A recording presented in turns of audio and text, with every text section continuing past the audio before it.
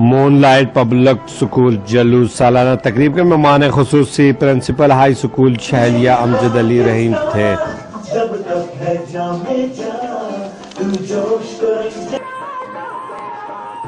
तकरीब की शुरुआत से खिताब में उन्होंने कहा कि ज़ेर तालीम तलबा और तालिबात ने गैर निसाबी सरगर्मियों में हिस्सा लेते हुए मिली नगमे खाके टेबलो शो और तकारीर करके आने वाले मेहमानों के दिल जीत लिए, जिससे अंदाज़ा होता है कि बच्चों की तालीम और तरबियत पर ख़ास तवज्जो दी जाती है।